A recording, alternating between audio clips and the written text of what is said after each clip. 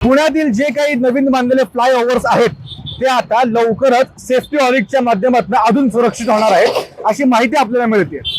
पुण्याचे जिल्हाधिकारी जितेंद्र डुड्डी यांनी हा निर्णय घेतलेला आहे आणि त्यांनी त्यांच्या ऑफिशियल्सला देखील हा निर्णय सांगितला आहे किंवा आदेश दिले आहेत की लवकरात लवकर हे जे सेफ्टी ऑडिट जे आहे पुलांचं ते लवकरात लवकर करण्यात यावं।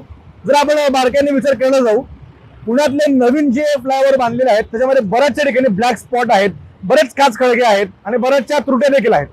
मग ते पथदिवे असतील किंवा सायनेज असतील किंवा अजून इतर कुठल्या गोष्टी असतील त्याच्या माध्यमातून नागरिकांना बराच वेळा त्रास देखील भोगावा लागतो। बऱ्याच वेळा असं होतं की फ्लायओव्हरवरती कचरा देखील बऱ्याच वेळा साठलेला असतो, बऱ्याच ठिकाणी ऑइल सांडलेलं असतं, वाळू सांडलेली असते आणि ह्या गोष्टीचा परिणाम मात्र नागरिकांना होतो। आणि ह्याच गोष्टीने आळा घालण्यासाठी सेफ्टी ऑडिट हे करण्यात येणार आहे आणि लवकरात लवकर या गोष्टीची अंमलबजावणी होताना आपल्याला दिसणार आहे। जर आपण बारकाईने बघू तर सिंहगड रोडचा हा देखील एक नवीनच फ्लायओव्हर म्हणता येईल आपल्याला। त्यावेळेस याचं उद्घाटन झालं होतं। दुपदरी हा मागणं गाड्या येत आहेत, इकडनं देखील खालच्या ब्रिजच्या खालनं देखील म्हणजे फ्लायओव्हरच्या खालनं देखील गाड्या येत आहेत आणि मग तसं बघायला गेलं तर ह्या गाड्या ज्या आहेत ते एका पॉईंटला स्वतः कुठे ना कुठेतरी भेटतात। मग हा जो पॉईंट आहे हा खरंच किती सेफ आहे हे देखील एक मोठा प्रश्न, कारण की इकडनं ज्या गाड्या जात आहेत त्या आपल्या वेगाने जात असतात आणि इकडनं गाड्या आपल्या वेगाने येत असतात।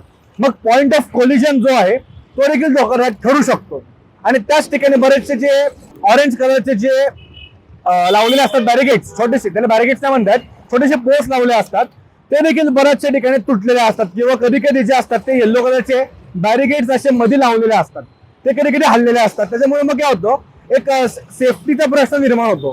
पण आता ह्या ऑडिटमुळे कुठे ना कुठेतरी हा सेफ्टीचा जो प्रश्न आहे तो कमी होईल अशी अपेक्षा नागरिक देखील व्यक्त करत आहेत। आणि आता ह्याची अंमलबजावणी केव्हा होणार आहे आणि ह्या ऑडिटच्या माध्यमातून नेमके काय काय खाचखळगे, काय काय ब्लॅक स्पॉट्स आणि काय काय सायनेज भरण्यात येणार आहे हे आता बघण्याचं हे आता लवकरच लवकर आपल्याला देखील समजेल आणि ह्या गोष्टीवरती सर्वांचीच नजर लागून आहे आणि हे बघणं तेवढंच महत्वाचं ठरणार आहे। न्यूज डॉटसाठी मी अंशुक आहे।